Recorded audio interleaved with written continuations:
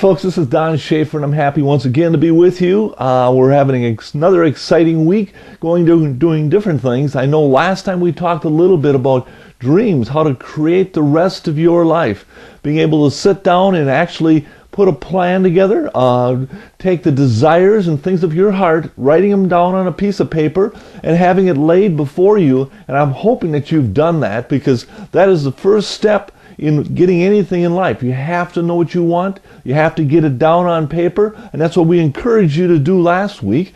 This week here, I'm going to be talking a little bit about the power of dynamic goal setting. And all a goal is a measurable target.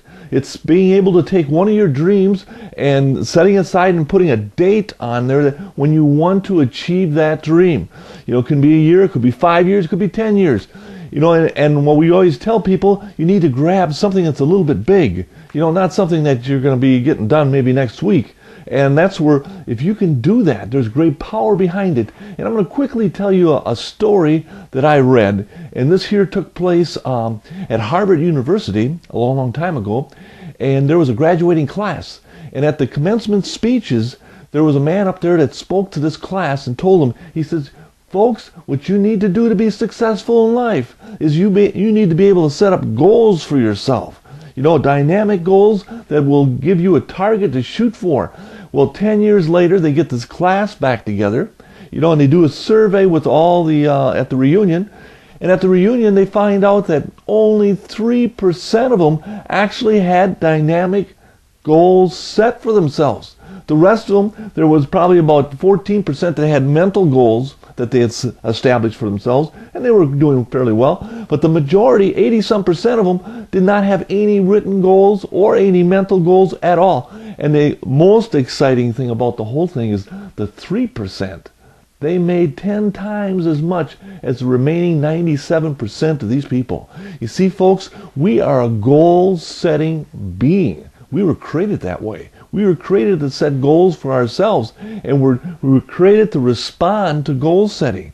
That's why I've been encouraging people. You know, you figure out your dreams, then you take the time to put some goals, some targets that you can shoot at to achieve these things. And then you put action plans together. You break them down into segments. You know, step by step, you work your way through to achieve your major goal. It's like building a brand new house. You know, you got to break it down. You know, first I got to find a contractor. Second, I got to go and get myself a lot someplace. You know, third, I have to pick out what type of place I want.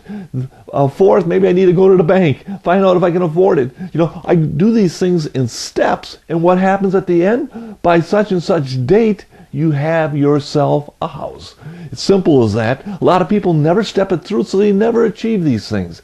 And that's why I encourage you this week to take a look at your dream list and try to find one dream that you truly do want above all the other dreams, and put a date to it. Write it down on a piece of paper and say, this is the date that I want to achieve this. And then start putting together specific plans or stepping stones to achieve that. I hope you enjoyed this week, folks.